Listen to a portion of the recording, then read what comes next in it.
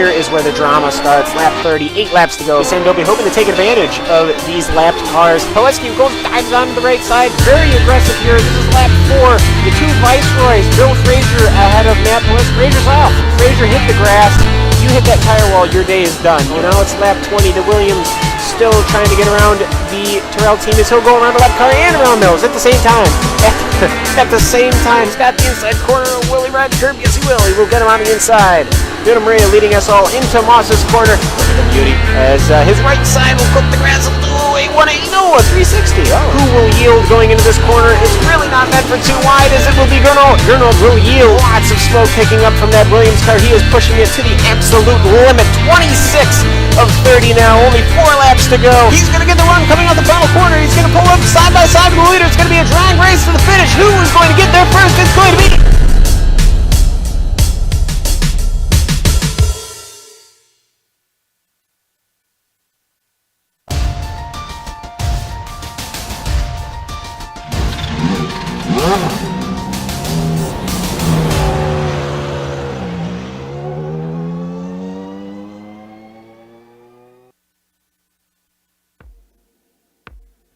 On March 17th, 1978, the Lotus 79 made its first ever on-track appearance. It was at the Daily Express International Trophy Race, and while Mario Andretti wasn't able to finish the race in the car after sliding off the wet racetrack, the racetrack he slid off is the same racetrack we see today in the virtual world. It's Great Britain's most historic racing venue, the Silverstone circuits. Hello and welcome to the season finale of the iRacing Lotus 79 Sunday Grand Prix Series, where only 6 points separate a winless Anti-Lepisto from a decorated Gernot Frisch. You'll see all the action unfold live in just a few minutes on the Global SimRacing Channel. Calling the action for you today will be Asian Puhaka, joining yours truly, Nick Schmeg. Joe Peak is in the director's chair, and as always, he'll be locked and loaded with cameras provided by Dougie Beard. Silverstone has hosted an impressive 53 Formula One races, with what looks to be many more to come in its future. The history that a track like this holds is sometimes hard to grasp, so let's get a better understanding with the GSRC Track Guide.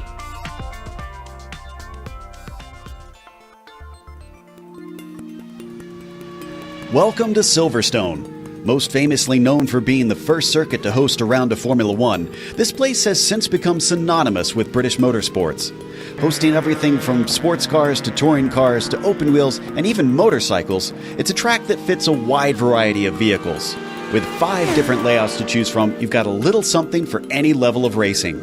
The longest of those layouts boasts 17 turns over more than 3 miles or 5 kilometers, so it can take a bit to get around it, even in higher-powered machinery. Its main characteristics are the long straights, swift corners, and general lack of elevation change. Its most famous set of turns is definitely the Maggots-Beckett sequence, in which anything with high downforce finds itself challenged with the rapid changes of direction. While there is a fair bit of paved runoff and quick corners like Copse and Stowe, the time lost from going off can be costly. There's a few turns with opportunities for overtaking, including Vale, Abbey, and Priory, but in cars with less horsepower, expect the slipstream to be where many attempt to get by. The Hangar Straight is perhaps the most notorious for draft battles to erupt. All in all, this versatile racetrack located just northwest of London provides both history in its roots and action on the tarmac. The huge number of British fans that typically attend events are seldom left wanting.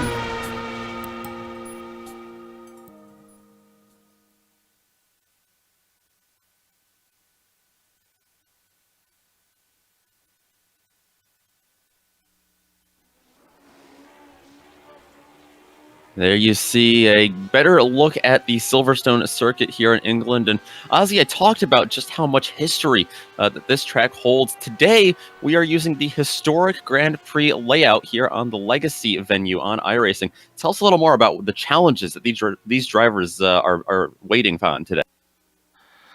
Well, it is quite a big one. Fast sweeping corners with legendary names like Bridge and Woodcote and Copse and Abbey and Stowe.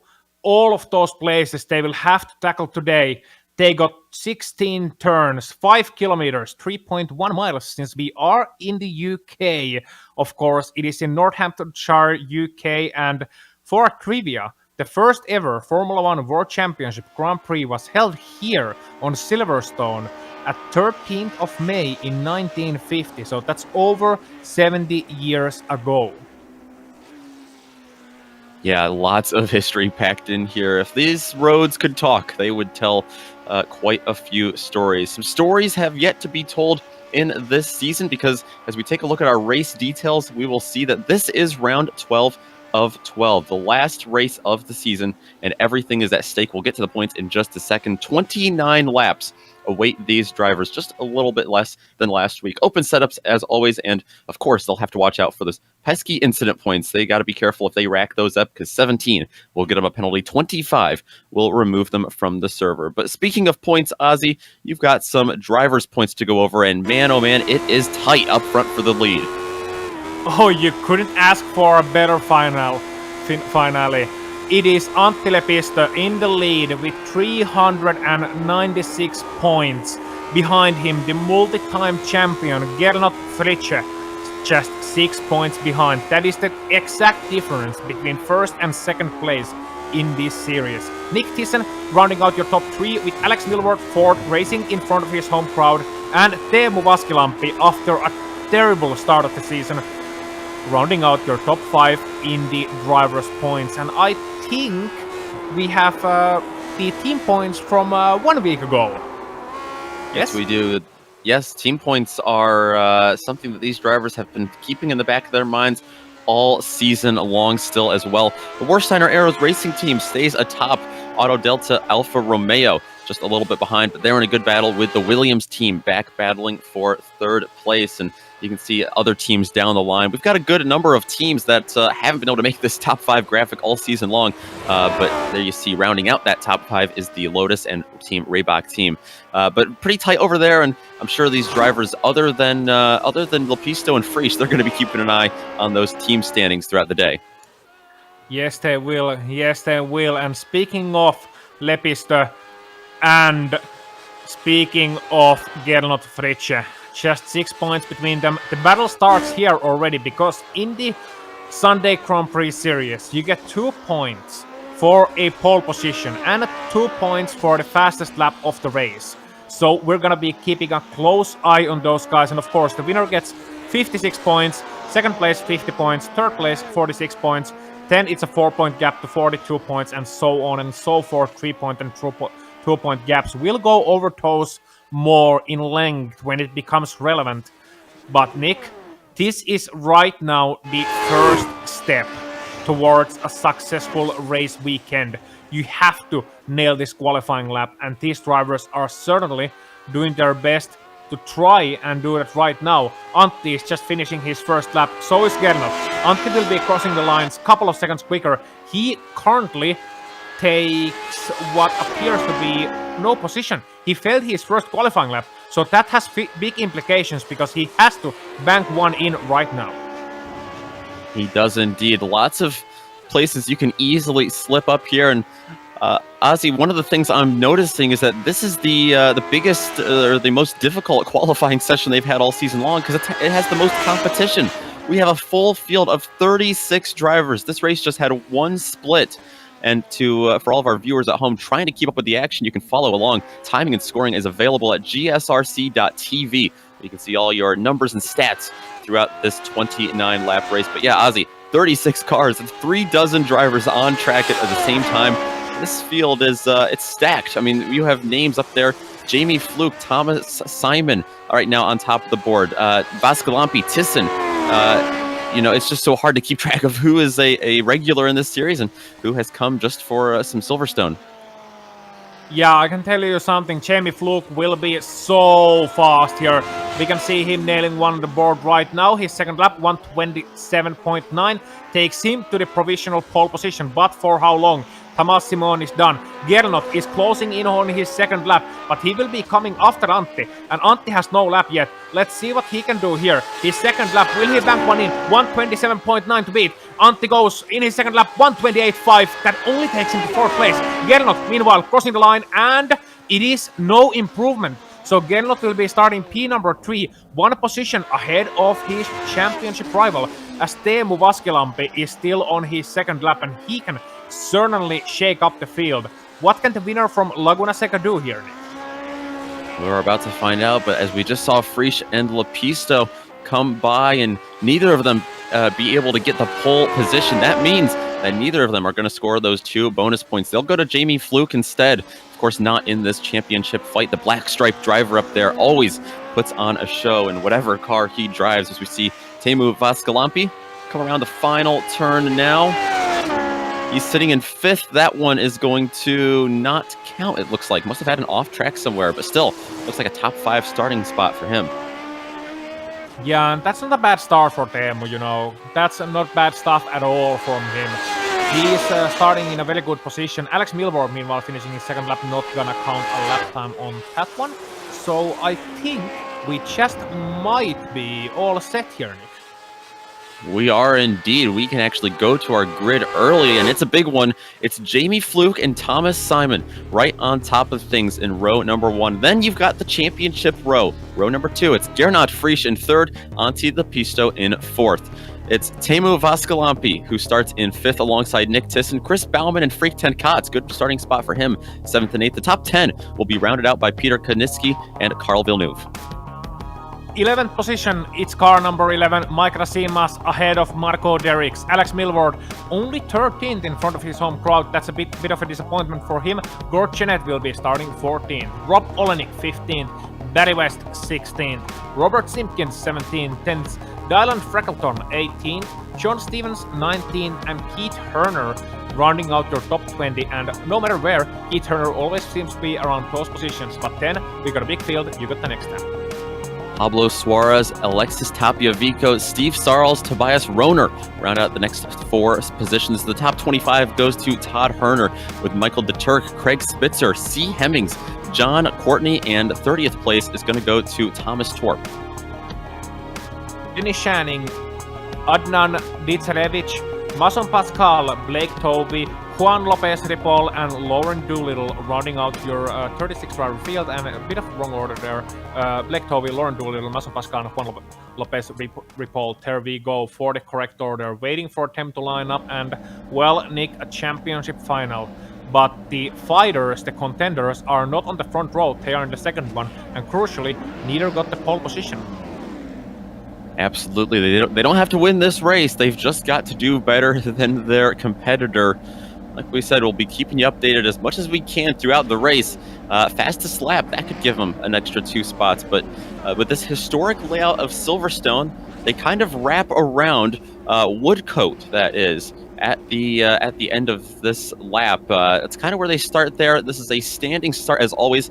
Might make for some interesting scenarios back in the mid-pack, but everyone getting gridded up now. A full lineup, like I mentioned, 3 dozen drivers out there. It's Jamie Fluke who's got the pole position, and he'll be the first one to head down to Copse Corner.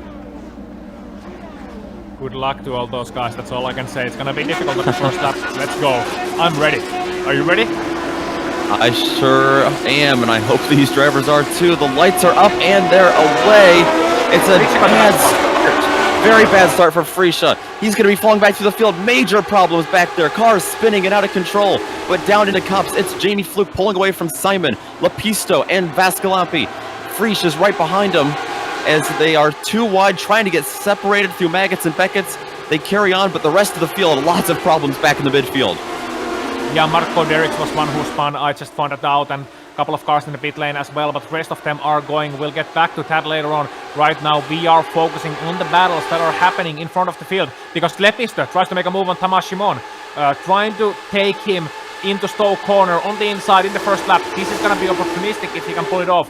Simon leaves him room, but Lepisto doesn't quite push it, and behind him it's his countryman Teemu Vaskalampi. They'll be taking a fast sweep here and then turning right towards the club corner. And Gernot Frisch right now behind Teemu and behind Antti. He is still within combat range, but he needs to beat Antti. He needs to finish ahead of Antti first and foremost. Then he needs to worry about the position. There you see them. They kind of bypass Abby with this historic layout. But yeah, back up front, it's Jamie Fluke that is pulling away from everyone. Thomas Simon in second, goes a little bit wide, but the track here crosses back over. through Brooklands and Luffield, as lap 1 will be completed just like that. Fluke will lead. It is Lepisto in 3rd, Gernot Frisch in 5th. Indeed it is. And Gernot dropping 1 place, had a terrible start. Lucky to not drop any more places. Behind him, Felix Tenkate, Chris Baumann, Nick Thiessen as well. Malik Rasimas running a little bit wide, as is Carl Villeneuve. Konieczny actually tries to challenge Carl Villeneuve going into the Maggots-Beckett's Chapel complex. And into Maggots he comes. And I bet that's what Carl Villeneuve will be saying too, because he just lost a position here. Fortunate next up behind him. So lots of fights in the mid-pack as expected, but also in front of the field. I wonder how much leeway will Teemu Vaskilampi give his countryman if he turns out to be faster. Because we Finns, we usually race each other pretty hard here. There you see Gord Janot trying to get underneath Carl Villeneuve through Stowe, and he wasn't able to do it. They go back down the little bit of a hill here, the only elevation change in this entire track. Yeah, it is an old airport, so it kind of makes sense. Up ahead of them, by the way, we had Chris Baumann and Nick Thiessen momentarily side by side, but Baumann still pulls ahead. Thiessen, however, we know his pace, and if he can get past Baumann quickly, which it looks like it'll happen because Baumann is going horribly wide at these corners, you know, we might see Thiessen shaking it up in the top 5 as well. Meanwhile, another point of interest, just no need to go to it, but Fletcher is coming closer to Vaskilampi. Meanwhile, Thiessen is trying to get his grip down, challenge Baumann and Felix Tenkate. Yeah, Gernot Frisch has got to get in front of Antti Lepisto. If Lepisto stays in front of Frisch, doesn't matter where they finish, they will be, or Antti Lepisto will have this championship. Jamie Fluke just set the fastest lap. I think that black stripe driver is going to take those 2 points away today from Lepisto and Frisch for the championship hunt. Not something that Frisch wants to see. But yeah, they all kind of bunch up through Maggots and Beckett's. Lepisto leads this group of 3 cars. Simone is over a second ahead of these guys now. But look at the draft that Vaskilampi is going to get here to the outside. Defensive goes Lepisto. He'll hold on to it. Yeah, not quite able to pull it off. A nice drive from Vaskilampi here. Certainly showing his intent of attack first and foremost. And why wouldn't he? You look at the leading duo here. Jamie Fluke and Thomas Simon. Both of those drivers are going far and away, especially Jamie Fluke, the black stripe. We saw Jeremy Bootloop here last week at Interlagos. He wasn't quite able to win, but Fluke is intending to correct that mistake and show the dominance of those pro drivers. Now, not the first time we've seen pro drivers here in the Classic Lotus Grand Prix Series, in the Sunday Grand Prix Series, but certainly always a treat when we do. Now, point of interest, however, here, Antti, Teemu, Gernot. That's the real battle here right now, because that is going to be determining the championship. And if I'm looking at the points correctly, which I am, if Gernot comes in P3 in this race, and if Teemu passes Antti, so Antti is P5, Gernot is the champion. So it has real championship implications, the fact that this is a 3-car pack and not a 2-car pack. It's not a duo, it's a trio. It is indeed, but how long will it stay that way? Lepisto's hoping it doesn't stay that way for long. He'd love to pull away and get back up there to second place to battle with Simone. Just an update from that first lap wreck. The drivers involved, it was Alex Millward, Marco Derricks, and Dylan Freckleton, who all sit in pit lane right now. Juan Lopez Rapol did not get to grid up for this race, so 32 drivers still left out on track. Yeah, I'm not going to replay that one, but you know, it was a bit of a break at the start of the race. However, we have interesting things going on, more interesting things than cars wrecking each other, certainly. And 25 laps still to go in this race, and point of interest, I'm going to bring it up right now, as I brought it up in Laguna Seca as well. This is not too long of a circuit, it's a 90-second lap, thereabouts, 1.5 minutes. We are gonna see lapped cars with a full field here. That's a certainty, because already the gap between the leader and Vacheron Pascal in 32nd place is 1 minute and 2 seconds, courtesy of those starting incidents. And there's a couple of drivers who are lapping already well behind the established leaders, about 4 or 5 seconds slower. So that might play its part in the championship battle too. I hope it doesn't. I hope it's gonna be a clean mano-a-mano between these drivers, but you know, those are all things that racing drivers, they have to be aware of, they have to be cautious of, and more importantly, they got to have a plan. But these are all experienced drivers, I'm sure they will. Battle back for 6th place. Freak 10 Kotz, who started a couple spots behind in 8th. He's leading a long train of cars. This is 5 drivers back there. Chris Baumann right behind him. Nick Sisson, Mike Rasimus, and Peter Konieski is just tagging on to the back of this thing. Indeed they are, and here we go. Baumann going inside on Stowe Corner, one of the best overtaking places in this track yet on the outside. It is possible to defend, and that's what Freak shows us right now. So Chris Baumann now behind him. Nick Thyssen trying to challenge them as well. Oh, look at this from Baumann. He goes to the inside and actually tries to get a good run. Nothing doing there though. But still, since they lack a couple of chicanes they used in the Formula 1 version for a long time. Oh, Baumann goes around the outside into bridge on the inside. No way Freak can cut the defense this one. Baumann goes through. Freak can cut, still hangs it around the outside. Tries to go to the inside on the next one. And here comes Nick Thyssen taking the opportunity. Oh, they touch, they're off, and they're back again. Nick Thyssen going to the inside and finally managing to pass the spinning Freak 10 Kotz. So a little bit of contact there, a little bit of wheel hopping, but ultimately it was Chris Baumann and Nick Thyssen who got away from that one. Now I wonder if Nick has damage. He very well might. That was a lot of high speed, very tight action on track. Something was bound to erupt there. And you'll see it here. Freak 10 Kotz riding on board with him. Nick Thyssen comes to the inside. It was a courageous look to the inside there. One of the best passing spots on this track through Brooklands and Luffield, but just not enough room. Well, Thyssen at least gets through. Freak 10 Kotz was the one that spun, trying to regain his composure after that. Yeah, it's kind of hard to hold the car under control when when you have such close battles. Oh, Vaskilampi. He got a crossover on Lepistö, and he's now alongside, coming to the outside. He's got inside the next one, but no, nothing doing there. Lepistö is faster for the next one, so not quite able to work out for Teemu Vaskilampi at the Club Corner Complex, Vale Club Complex.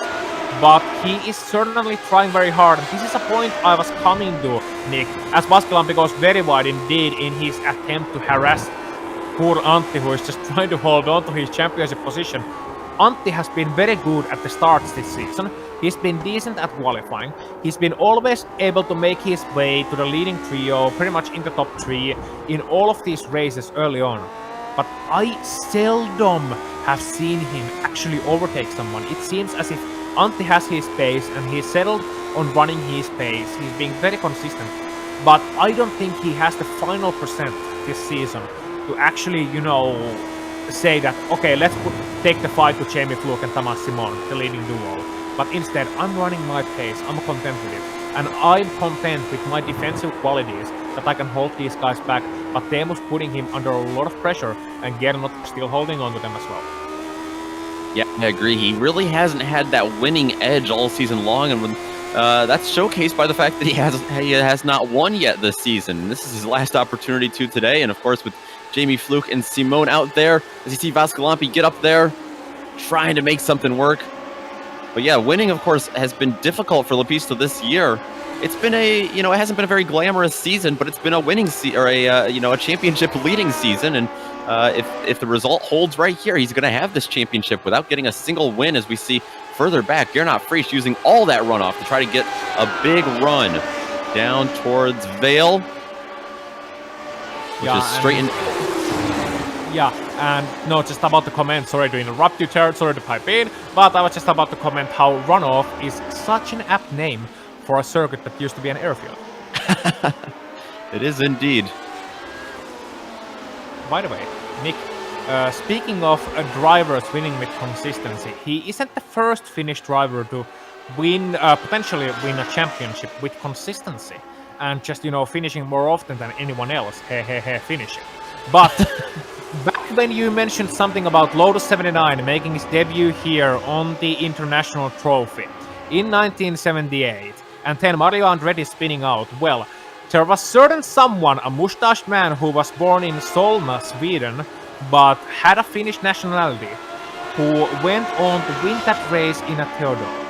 Just, thought it would tie in. It certainly does. They've been able to get it done before, and we're seeing a little bit of a battle between two Finns right here for third place. Lepistö, the points leader, continuing to hold off Vaskilampi, who he showed up a little bit late this season, but he's just poked himself into the top 5 in points, and He got that win at Laguna Seca. He nearly got the win over Friscia at Monza.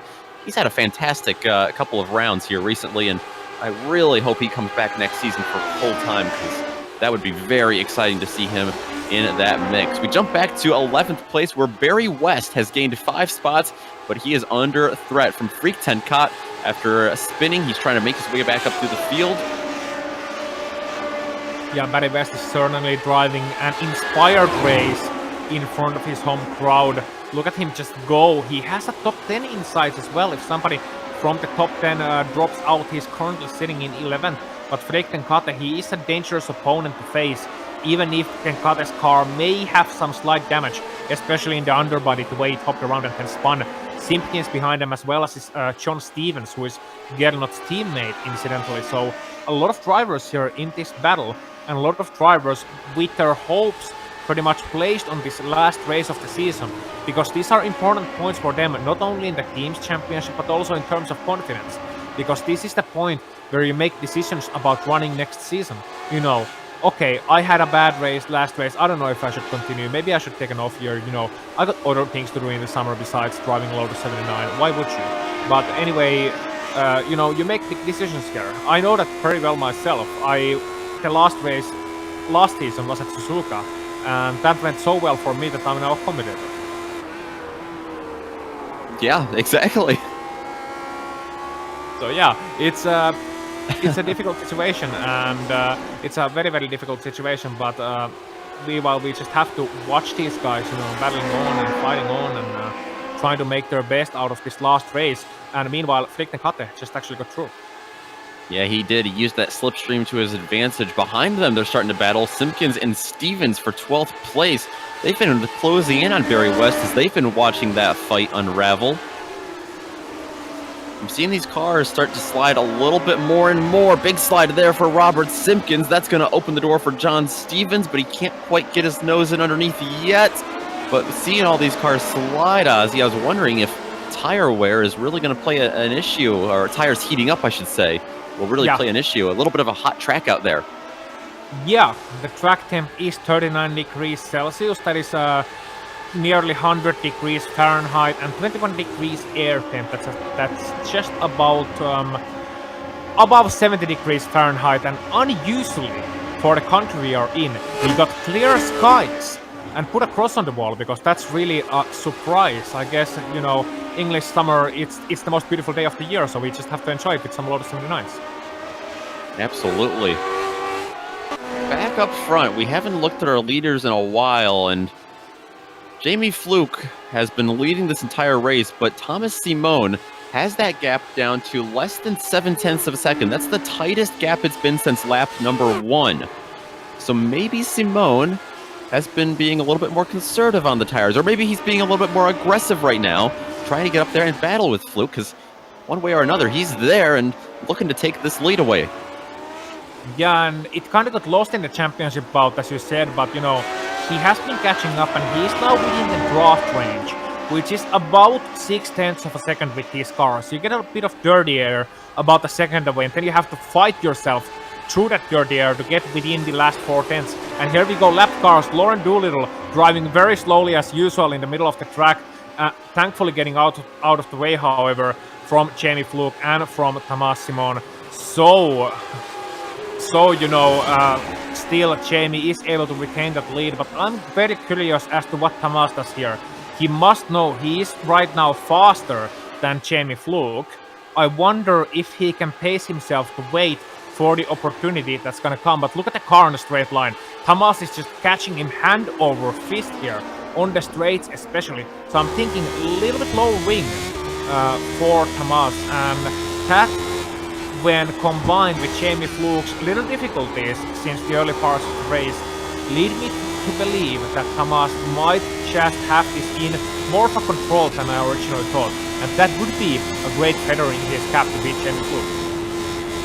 You certainly can't blame him for having a little bit more of a trimmed out wing, because the historic Grand Prix layout has a few less technical portions. It might help him get a little bit extra straight line speed. And here you see him trying to dive in at the number 2 car of Jamie Fluke. The track crosses over, of course, through Luffield, and around the lap car there of John Courtney, who rides back in 30th place.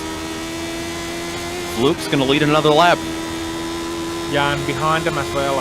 Just taking a bit of a look behind them, you know, because it's very close between Antti, between Teemu, between Gernot. They are practically inseparable right now. Looking at the lap times, Antti in the lead of this pack, 1:30.7 last time by the leaders, 1:30 flat for Jamie, 1:29.9 for Tomas. So that shows why there is a 6-second gap between Antti and the leader right now. However, if Tomas and Jamie start battling, oh, John Corney has spun actually. Oh, thankfully he got out of the way. He spun just in front of the next pack, in front of Antti, in front of Teemu, and in front of Gernot as well, but thankfully getting out of the way. And that was a dangerous situation. It ties into what I said earlier on about the lap cars, as I've been talking for too long. Yeah, certainly a close call there for these championship contenders. This is what will happen when you've got 36 cars out on the same track, and it's a quick track around here. Like you said, lap time's about 90 seconds. These three continue to battle, though, nose to tail. They have been inseparable this entire race, especially Vascalampi and Lapisto. Frisha seems to be sitting behind just a little bit. Not sure if that's just based off of having just slower pace. He had a bad start like we saw, but maybe he's just kind of riding back in the popcorn position right now. Just kind of waiting and seeing if anything unfolds. Just as I say that, of course, though, Lapista is going to be able to get away just a little bit, and Vascalampi's now under threat from losing that 4th place position. Yeah, and you know, we call him the Red Baron, Gernot Fritsch. Obviously because of his helmet and usually because of the cars he drives as well. You know, red car, red helmet, you see the Austrian flag of red and white in there very definitely. But there is also another reason we call him Red Baron, and especially Rote Kampfflieger after the great flying ace of World War I. And look at the position he likes to keep. When he's not leading, he's right behind another one. And you know where a fighter race would like to be? Exactly right here, calculating, making his moves, and getting ready to shoot at those wings that are ahead of him.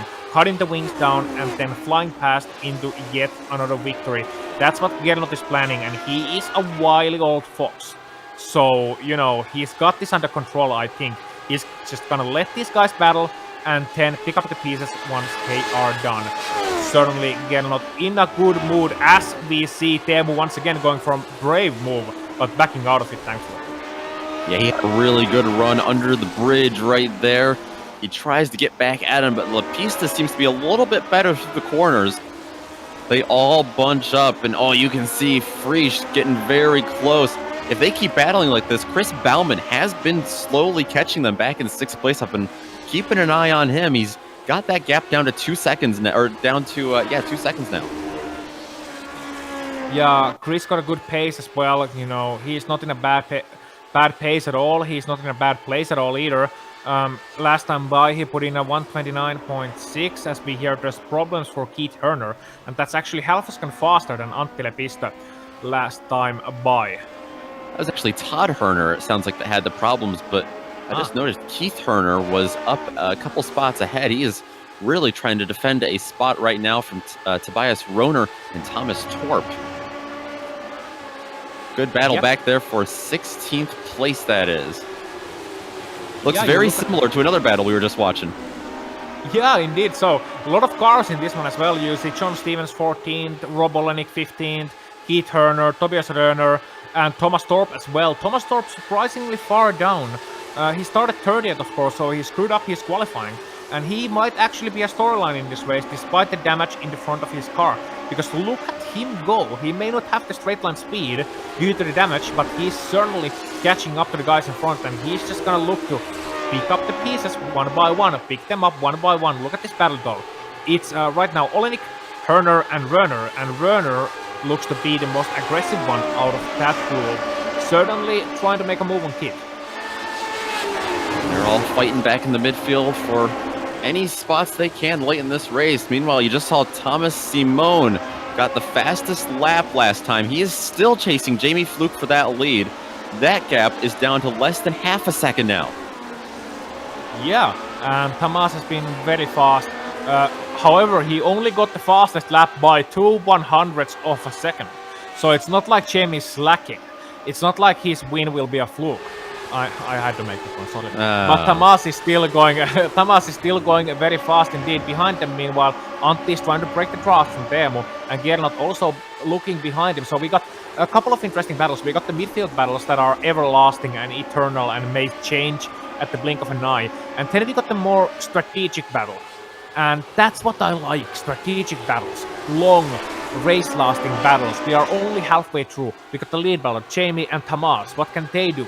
Which one will crumble first? And then we got the championship battle raging right behind them. Antti, Teemu, Gernot. Gernot will have to pass Antti in order to win the championship, and he has to make sure there's at least one guy between them in these positions as well. Remember, in a tie situation, Gernot wins the championship due to more wins. Yeah, these long battles, it gets to be kind of psychological at a certain point. We've seen that happen a couple of times this season. I mean, you mentioned how Gernot Frisch is known as the Red Bear, and he likes to shoot people down in front of him and, laugh as he drives by them. He's been following, and I mean, just how intimidating has that got to be for Lepisto and Vascalampi right now? A guy with 4 wins and fighting for a championship is sitting right behind him this whole time.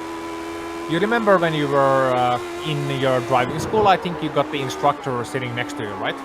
Oh, yeah. Imagine doing your driving school at average speeds of nearly 200 km an hour, 120 miles an hour, 130 miles an hour, and you got the 20-time champ right behind you and looking to pounce at your every opportunity. That's like driving school, but the instructor has a melee in hand and ready to pounce you for every single offense you make. And once again, they loom closer. Yeah, that sounds pretty terrible. That's got to be awful. Fighting out there, Vascalampi and Lepisto trying to hold on to this 3rd and 4th place positions for the pride and joy of Finland to stay out in front of Frisch, but also for championship implications. We are the happiest nation in the world, but still, I wonder what this Finnish joy is that you are talking about. Well, either way, because I've yet to experience it, but either way, Antti Lepisto and Teemu Vaskilampi now close to each other, and I think they're just biding their time, trying it out at this point. And Gernot has to be hoping that Teemu makes a move. I think he's now secretly crossing his fingers like, Teemu, please, make a move, make a move, make a move. But most importantly, and the most telling part of Gernot's character is, we may call him, all the nicknames we want. All fighter race nicknames. We have him as the multi-time champion. But he is honestly the most honest and the most fair and the most righteous racing driver you will ever meet on these tracks. He's such a gentleman, true and true. Whenever he makes a mistake, like we saw at Laguna Seca, he will wait for you to get by again because he wants these races to be settled fair and square. And I don't think this man would take a championship that has even a smear of smudge in it. Oh, Antti makes a mistake, and Teemu goes to the inside. It was the opportunity he's been waiting for, but he's still not able to capitalize on it. Now, what can Frisch do? He has also been able to get a big run on Teemu, who was looking underneath, and he almost lost a position trying to gain one. They all go off track there. They come right back on. They are going to use as many incident points as they have to. There's a little bit of leeway on a couple of corners. It's not just incident points, as they are very close to each other, Nick. These cars don't like those bumpy areas outside of the track. They don't even like curbs. So once you go wide, you're really putting your life on the line. Even Gernot, when he went to the outside, he didn't come just smoothly back on track. He bounced to the middle of the track. And this is a wide circuit. It just goes to show you how difficult it is to keep the car under control. Yet none of those guys, they're not lifting off the throttle. Not right now. This is the last point to do so. And I say, I salute you. Go on, Gladiators. Give us a good show. It is close. Vascalampi right underneath that rear wing of Lepisto. If they keep battling like this, and they certainly will, they're going to have Chris Bauman and Nick Thyssen catching them in just a few moments. They continue to close. Actually, they just had a little bit of a hiccup back there, but Frisch now looking underneath Vascalampi through Beckett. It's unbelievably close right now. You can see it on the straight line. They're pretty much evenly matched. Gernot, of course, a little bit faster right now than Teemu. He's trying to the inside, no chance going there. He was just, that was not even a attempt. That was not an attempt, that was just a warning shot to show Teemu that I am still here, I'm still putting the pressure on you, and if you make the slightest mistake, I will be past you faster than my headline was past my life. So, you know, this is just constantly Gernot putting on the pressure, but the difficult thing for him is that Teemu still has the draft from Antti. So, you know, he'll be getting faster in a straight line too. So Gernot doesn't have that single advantage right now over Antti, and Antti has his car pretty well trimmed to those long straights of Silverstone, so he doesn't necessarily have to care so much about straight line speed. And that, I think, is a great plan. And the one thing I'm seeing is, as we see Antti get a little bit loose there, coming out of Vale, the one thing I'm seeing is that going into Stowe, Vascalampi tries to make a little bit of an attempt. He can't do it. It backs up Frisch, and it kind of ruins their whole momentum for the rest of the lap. By the time they get back to the next lap, Lapista's already got the gap he needs to keep that lead for one more lap. As we are gonna take a look, we're hearing Friedton Kott from 11th place had a bit of an issue. Oh yeah, coming to the bridge corner and then into the next one. Brooklands turning to the left. He just, you know, he went into a slide at bridge corner. Fair enough. He tried to correct it. Fair enough. He didn't quite correct enough, and he went to the outside wall. That's not gonna be, you know, a very nice thing to your car, your chassis, your tires. He thought about retiring it, I think, got lost momentarily, then got back on track, and is now sitting 17th, so that's not good for Friedrich Kade, who's had a bit of a rough race after initially sitting in the 6th place. Yeah, he's had a couple of very impressive runs here lately in this series. Too bad to see him end this season like this, but it is getting very tight. Side by side now for 3rd place. Vascalampi's going to look underneath. Out of bridge, still side by side, trying to get back, trying to do the over-under. Lapista, though, is going to keep that lead. Here comes Frisch now. What can he do? They all bunch up. Now Frisch is going to go wide. And look behind them. Pisto keeps it. Yeah, look behind him. Chris Baumann, Nick Thiessen, both of them catching up very fast. Nick was actually looking for a chance to pass Chris Baumann earlier on this lap. So, you know, suddenly it's a bigger championship fight. And this even more so plays into the hands of Gernot Fritzsche, because I must say, if Antti crumbles on top, there are so many guys that can pass him, there are so many cars that Gernot can put between himself and Antti Lepista, but the way it goes right now, Antti's been able to withstand the pressure for 20 laps, and I'm sorry if I jinx you, Antti, I truly am, but I don't see him cracking. This is his race, he's controlling it. He has enough straight line speed so that Teemu won't catch up to him enough in the straight line. So he has to hope and pray that Antti makes a mistake, which I don't see him doing, not a major one. We saw there riding on board with Nick Thiessen. He took a little bit of a peek under Chris Bowman, wasn't able to get the job done, but he continues to sit back there. Gernot Frisch would love it if those two started battling aggressively. He's going to have another opportunity here. Side by side, Baumann's got a little bit of an advantage. This track, though, is going to switch back in favor of Nick Thiessen, at least for a little bit. Baumann's going to slam the door. Yeah, he's going to slam the door shut and hold on to that 6th place for now. But here comes Thiessen on the over-under. It's not over yet. And here we go. Nick Thiessen going to the outside. He was not happy about the job at all. Chris Baumann shutting the door on him, and still they come to the outside. Nick Thiessen has to be left room here. Still around the outside, towards Kops they go. Turn number 1. Meanwhile, Fritzsche up ahead is very close to Teemu Vascalampi as well. Trying for a move to the inside. We have to follow 2 battles at the same time. Will we see a conclusion here? Actually, we see behind them Chris Baumann still ahead, Nick Thiessen still behind. So we move to the battle ahead. Gernot Fritzsche versus Teemu Vascalampi, and Vascalampi just able to hold off Fritzsche. How did you save that? How did you save that? You are a Superman. That was incredible. Fritzsche almost just threw away his championship for good. That got awfully close. Right behind him, though, Chris Baumann's and Nick Thiessen looking to make it 3 wide almost as they get around him on the outside. At least Baumann's going to get around him. He has a big slide in front of him. That's going to allow Thiessen, but does he have the room to get around? He takes to the grass to get through. And oh my God! All in front of Gernot Frisch. And Thiessen's in the wall. Thiessen's in the wall very badly. That's his race over, but that was such a daring move from the Belgian driver, from Dutch driver, sorry, Nick Thiessen. He was trying so very hard. He sent to the grass, he hit Baumann, and then he just spun it to the outside. No saving that anymore, and that's Thiessen's race over. but still he's continuing Temu's- further back. Teemu has spun it as himself. Yeah, and we got a replay, and you got it, Nick. Yeah, he seemed to have just gone wide. I saw him spinning as these guys got through. Antti Lepisto is going to get away. This was all by himself. He loses a spot there to Frisha and more. Yeah, and that's not the first time Teemu's done it this season, unfortunately. He was just coming to the bridge a little bit too hot. Same thing that happened to Freak, really. He didn't catch the slide early enough, hit the grass, and spun around, and that was a lazy spin, and that's gotta feel so bad. You don't receive any damage, but you surely receive a lot of time penalty. And what this means for the championship is that Teemu's got a comfortable cushion over, Antti's got a comfortable cushion over Gernot. 5 seconds. Chris Baumann, the next guy behind him. And 7 laps to go, I don't know, this is difficult, even for the Austrian Superband. This is difficult. Yeah. Well, we were wondering if Antti was going to crack under pressure. He doesn't really have nearly as much pressure anymore, but the one name I've got to give a shout out to get through all this, and we haven't mentioned him today, is Mike Rasimus.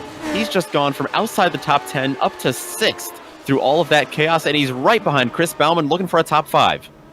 Indeed, and he is hungry. He's been fast all throughout the latter part of the season, ever since Bathurst, when Alex Milward murdered his poor innocent man.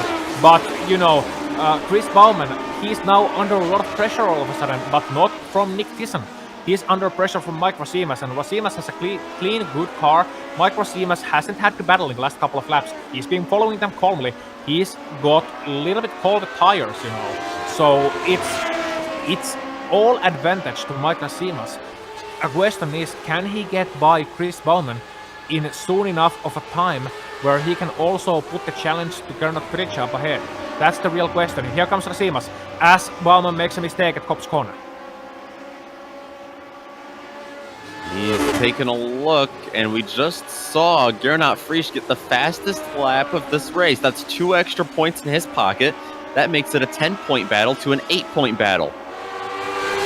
Yeah, it indeed does, and he's now back behind Antti Lepisto.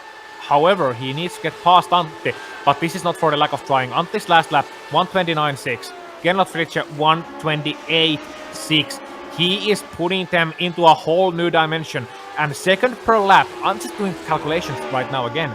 Second per lap, 7 laps to go or thereabouts. He can do it if he doesn't lose any time here. And, well, they got by Lauren. So there doesn't seem to be too many lap cars ahead of them. Just the one, Craig Spitzer, ahead. So, that's gonna be also Antti potentially losing time. Gernot potentially losing time. I don't know. This is gonna be close, but I'm calling it right now, Nick.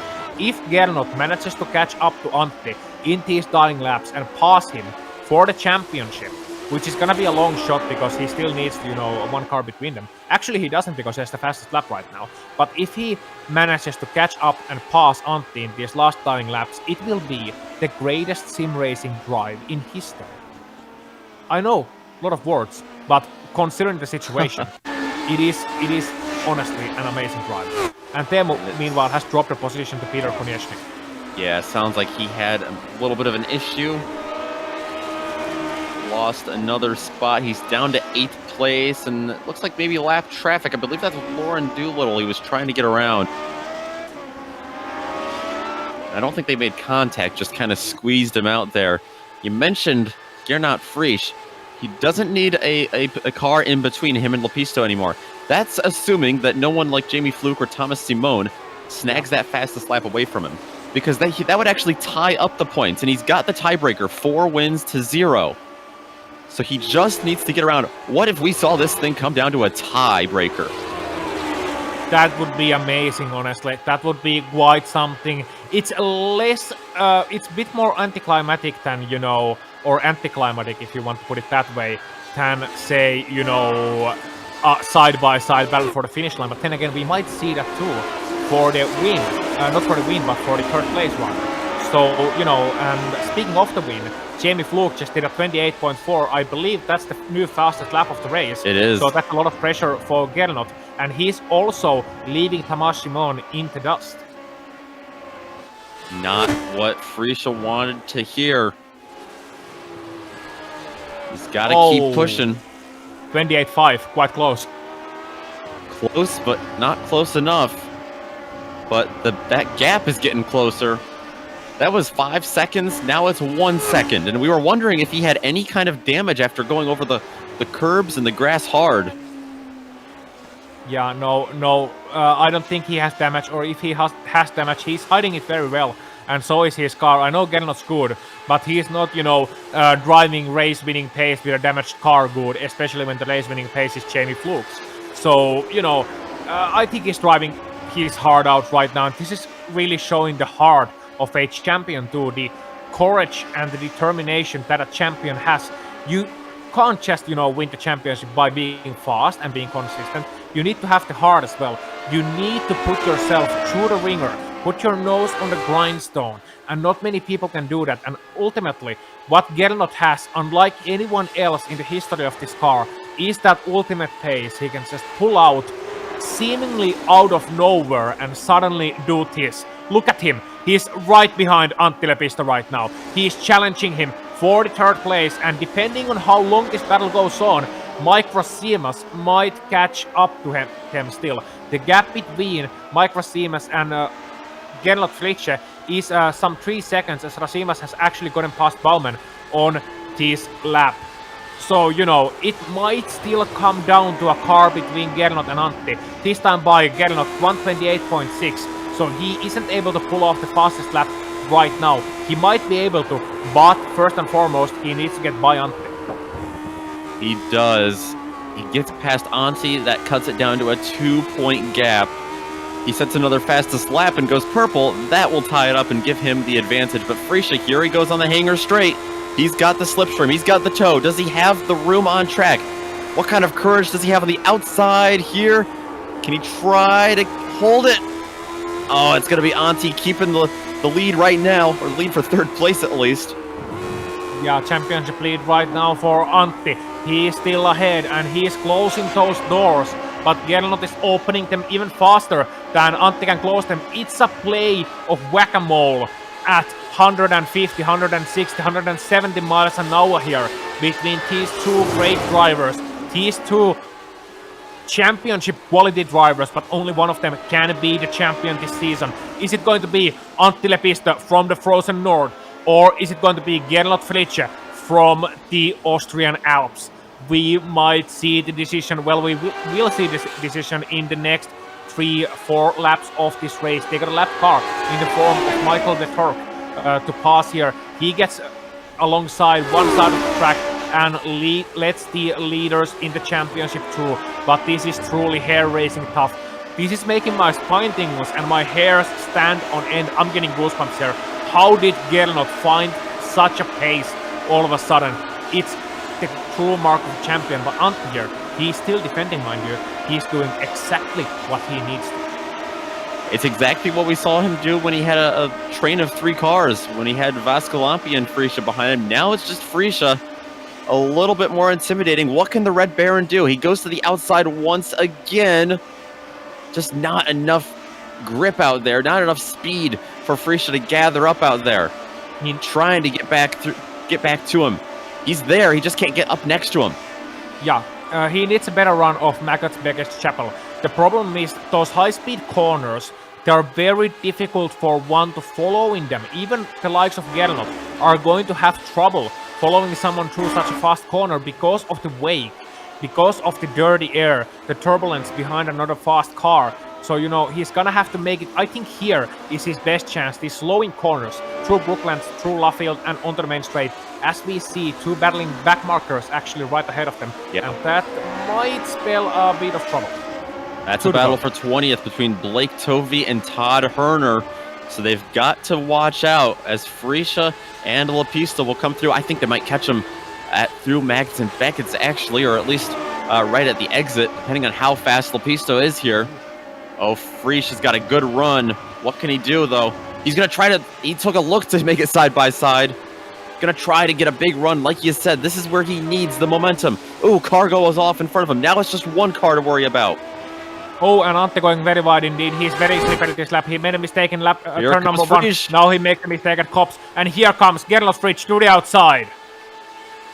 He's got a nose ahead. Can he shut the door? No, he tags the grass just a little bit. Yes, he comes back. Oof. Gernot Frisch is going to be able to go through and take away the final step on the podium. He is now just 2 points behind Lepisto in the championship hunt. Mike Racibas, that is the man he is counting on now to come and take away 4th place from Lepisto. We're going to take another look at it. Yeah, roll the highlight reel, the courage of Gernot Frisch in that situation. He took what he had, go to the outside, see that Antti made a mistake there, and then braking as late as he did. Antti broke even later, but Antti lost traction. Gernot was just able to hold it on to the edge of the grip, and there we go. Pass of a champion, and now Gernot has just the one last lap to pull up yet another fastest lap. Can he do it? That's the question. He's got a bit of traffic, but take it out of the way. Now, Gernot, what is the fastest lap currently? I think it's a 28.2 by Jamie Fluke. Who knew it would come down to a hot lap here as Jamie Fluke leads this field. He is looking to get the win, but it's Gernot Frisch who needs to get the fastest lap here, or he needs Lepisto to make a major mistake behind him. 1:28.241. Those 6 numbers are what the championship will come down to between Gernot Frisch and Antti Lepisto. It's been hard for throughout this season, and now everyone get out of the way of Gernot. Your race doesn't matter anymore. It's all about the championship. And Jamie Fluke, he's coming to the last corners right now. We'll have a bit of time for him. What a race for him. He was challenged valiantly and bravely by Thomas Simon, but Nick, ultimately, this man was just too tough to beat. He certainly was, and Simone is going to come home with a 2nd place finish today. It looks like Jamie Fluke is going to be coming out of the final turn and across the line. The black stripe driver of Jamie Fluke is going to win the season finale at Silverstone. We'll keep an eye on his lap time. He doesn't go quicker. Now it's up to Gernot Frisch. What can he do? 1:28.241, 1:28.241. So many times Gernot Frisch has done the fastest lap of the race in the last lap. Look at him, he's sideways. He's using all of the track. Now Gernot, please, one last corner to go. Can he do it? Here we see the line. And, oh, he does it! Gernot Frisch is the champion! Gernot Frisch is the champion! Unglaublich! Absolutisch unglaublich. Fluke got a 28 flat. Oh! Jamie Fluke just stole it on the last lap. His final lap. That's unbelievable. I thought, honestly, he didn't improve. I honestly thought he did not improve on the last lap. And just Gernot, but I mean, hard. He fought to the end. In the end, 0.2 of a second away from the championship. But that means, for the 2nd season in the running, actually not quite the 2nd season in the running, but Antti Lepisto is your Sunday Grand Prix Series champion, ultimately. We will still wait for the final points, because this is confusing. I already got all hyped up about Gernot doing it on the last lap. He was so close. But ultimately, he had no match for the consistency of Antti Lepisto throughout this season. And man, the final race was like all this season in a nutshell, Nick. It was the sheer pace and championship experience of Gernot Frisch versus the unmatched consistency of Antti Lepisto. And once again, he finishes in the 4th place. And that 4th place is exactly where he started from. And that 4th place is his championship place. Have to wait for confirmation, like you said, but we're going to step aside here on the Global SimRacing Channel as Jamie Fluke and a couple other drivers do some donuts on the front straightaway to finish off this season. We'll step aside, like I said. Make sure to keep track of all of the events sliding across your screen for upcoming events. We've got a full rundown of results and driver interviews when we come back.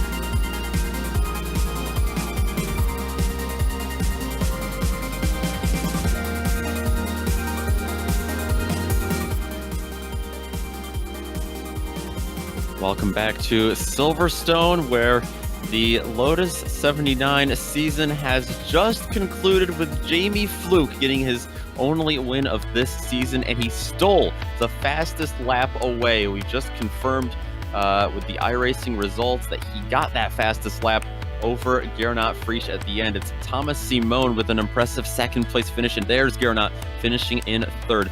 He's going to finish 2 points behind Antti Lepisto in the championship. It looks like Mike Rasimus is going to be rounding out the top 5 with an impressive drive from 11th on up there. Behind him, it's going to be Chris Bauman, Peter Koniecki, Teemu Vaskalampi, Carl Villeneuve, and Barry West to round out your top 10.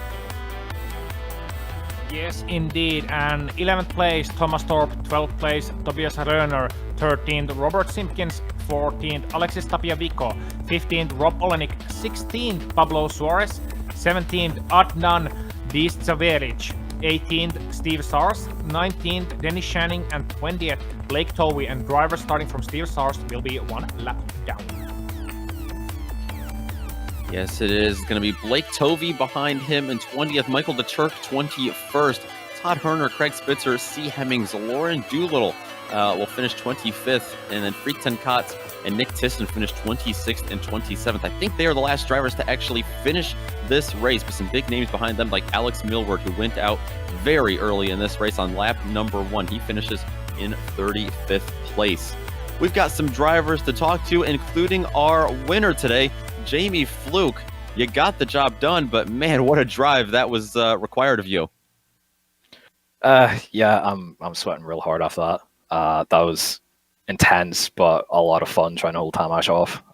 He kept me honest pretty much the whole way, and really thankful that I could just pull away at the end there and get the win.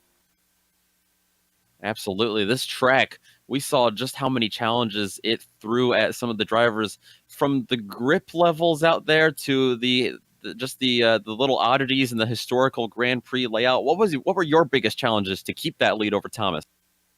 The biggest challenges were, so he seemed very quick in the high speed stuff, so I had to make sure that my exit off of Beckett's and Chapel was precise every single time, so he couldn't get a run on me. And then on the run towards Abbey as well, I couldn't make a mistake there.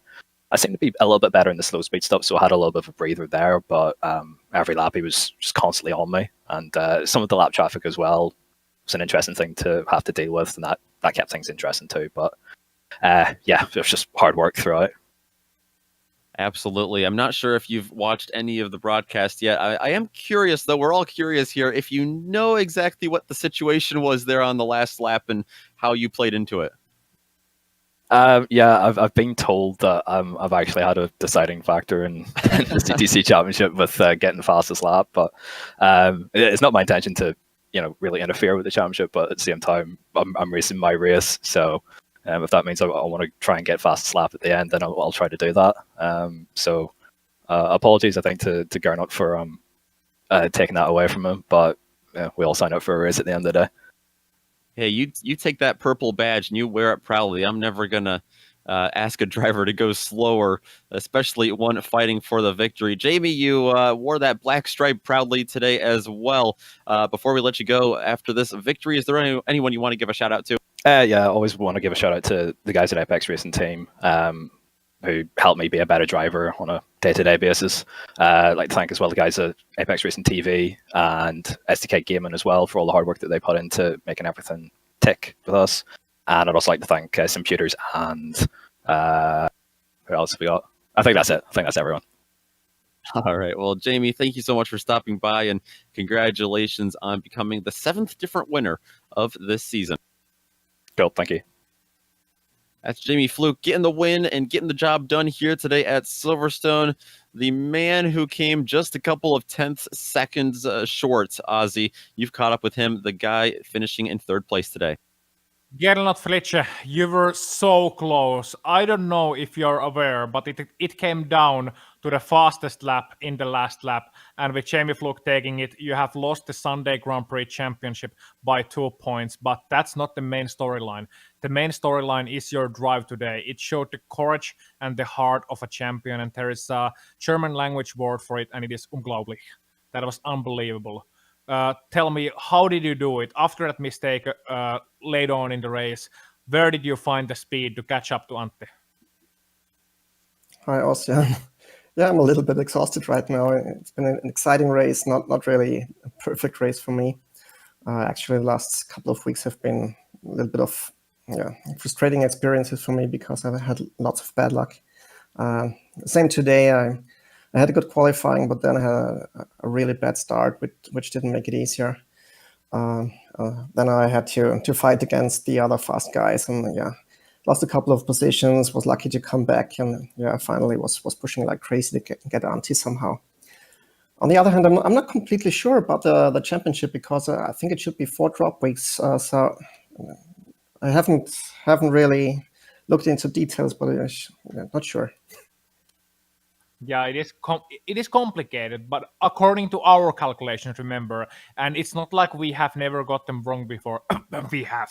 But anyway, Gernot, going Silverstone, there were a couple of different setup approaches here. Antti clearly went with a good straight line speed. You went with something in between, and then you had Teemu as well, between you guys. So how was it battling with 3 cars, knowing that this battle will decide the championship, and with Teemu in there as a bit of a mix in between? Teemu always makes it complicated because he's usually right there with pace. And he's also pushing like crazy. So when he was between us in the sandwich position, I knew it would be really, really hard. And luckily he made a mistake later. I didn't see what exactly happened, but it made things a little bit easier for me. But still at that time point, I was about 5 seconds away from Antti. So had to push a lot to make up for that gap. Indeed. Well, Gernot, it was a hard-fought season, and 2 points in the Sunday Grand Prix series. According to our calculations, this is still unofficial, but according to our calculations, it was a great season. It was your pace after struggles early on versus Antti's consistency, and of course, you missing that one race counts as well. How was it getting used to the new tire after the difficult start of the season when it changed so much? It's been a really tough season for me because the first couple of weeks I had no time for practicing, and with the new tire model I was starting from scratch. So it took me quite some time to get up to speed, and Then later on I was really getting quick, and I was in a really good position. And final weeks I lost it again. So it's a little bit up and down this season. Whatever. Huge congrats to Antti for the official series championship, and maybe for the Sunday Grand Prix series. Don't know about that. And then there's still a 3rd championship, the CDC, the classic CDC. So it's a little bit complicated in the series. Well, Gernot, it was a great 4th season. A bit complicated, maybe trying to simplify it for future years. But Gernot, congratulations for a great season, for the 3rd place finish, for all those wins you got this season. And finally, haben Sie noch Worte für uns auf Deutsch? Ja, vielen Dank, Ossian. Es war eine sehr interessante Saison mit vielen Höhen und Tiefen und mit einem sehr, sehr spannenden Abschluss. Thanks, guys, for doing great broadcasts all season long. Really adds to the excitement. So see you guys next season. Congrats to everyone. And thanks to everyone running this series. Bye-bye. Thank you, Gernot, and bye-bye. Always a pleasure talking to you. And next up, we have Nick Schmig talking to the man who was right in the mix in that battle, who was looking to be the championship decider, but ultimately found himself in a familiar place. Yeah, I have indeed. It's Teemu Vaskalampi in the mix, indeed, like you said, and but fell back a little bit after a bit of a slide, and I think he had another little accident after that. But regardless, still going to recover nicely for an 8th place finish today. What else did you need out there to stay in that 3-car battle? I think, well, I was stuck in the train once again. I was getting so frustrated, but at the same time, I didn't want to do anything risky because it was about the championship between Antti and Gernot. I actually even thought that maybe I should let Gernot go and fight with Antti, but now I wanted to pass Antti. But then Gernot and me were fighting, and Antti got ahead a bit, and then I wasn't anymore in draft and in dirt air, and I forgot to add used ARBs. And when I next time got to twisty parts, I just lost the rear because I drove like in draft. And then then I noticed that Nick was dropped back so far that P4 would have been enough for me to get P3 in championship. So I got back a bit angry and pushed it like crazy and spin a couple more times and hit wall and stuff like that. Quite normal for me this season. This is like whole season in a nutshell. Yeah, it's you've had some great runs out there. Just have come up with some bad luck a couple of times. We saw all of the draft with you three there. Was there a lot of wake from the car in front, a lot of dirty air, or were you able to slipstream? You were just all trimmed out and all pushing as hard as you can there. Well, if I was like 0.6 behind Antti, then it was I could push.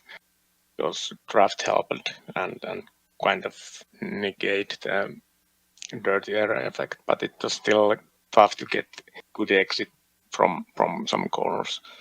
I think I had more top speed than Antti, I believe, since I changed my setup just for today.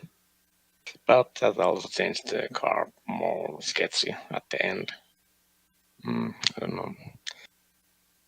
Yeah, absolutely. And we saw you come in the season a little bit later, or at least your consistency picked up a little bit later on in the year. What are your plans for next year? Because we were thinking that would be awfully fun to have you fight for a championship next season if you're able to come around for. Yeah, I'll be there for sure. This is the best series in iRacing easily. So, but yeah, I have hit the wall in 7 races out of 12 in broadcast races. So maybe try to do a bit less of those. That would help for sure. That's the main goal, I think. Absolutely. Before we let you go today, is there anyone you want to give a shout out to? Just other Lotus 79 drivers and you guys. Yeah, it's a fantastic community. We saw that all season long and certainly saw it today in great numbers with 36 drivers out on track. But Teemu, thanks for stopping by today, and hopefully we'll get to talk to you a little bit next season in the booth as well. That's Teemu Vaskalampi finishing in 8th place today at Silverstone. Ozzy, we don't have any official word on the championship points, but we know that things might not be certain with the drop weeks playing into effect, so we don't want to officially declare a champion. It sounds like there might be a couple other mathematics going on in the background. Yeah, there is some things with the drop weeks we are yet to decide, and we have to confirm. So the information will be coming to the Lotus 79 forum in the upcoming week as we are finalized with the points calculations. But Nick, it was an honor working with you this season, late part of this season, and well, send us off for the final time. It was certainly great. We always have those final championship results at the beginning of the next season, so hopefully we'll be able to get those for you at least in a couple of weeks. But like you said, we want to give a special thank you to everyone who came out today for the season finale of the Lotus 79 Sunday Grand Prix Series, including all the drivers who put on the show for us, not just today, but throughout the other 11 fantastic races this season. An additional thanks to all the amazing companies that provided the software and hardware that we used to create a GSRC production for you. We also, of course, want to thank the very talented June Lalonde, who provides our music. See the screen for more on how to get a hold of more of her great work. Thanks to the crew today in the booth, Ozzy, Joe, and Dougie. And don't forget to check us out on social media. You can do that at our website on globalsimracingchannel.com, where you can help show your support by picking up some GSRC merchandise. And we're also on Twitter at GSR Channel, on Facebook at Global SimRacing Channel, on Instagram at GSRC_Graham, and of course, you've already found our YouTube page, so scroll down just a touch if you haven't done so already, and hit that big red subscribe button so you don't miss a second of racing. The Weekend Warriors Spec Racer Ford Series will be formally crowning a champ today at Lime Rock at 3:45 p.m. Eastern, and we'll have that action for you over on the iRacing Esports Network. Make sure to stick around for that. With all that being said, thanks so much for joining us today, and until next time, race clean, race hard, and we'll see you on the track.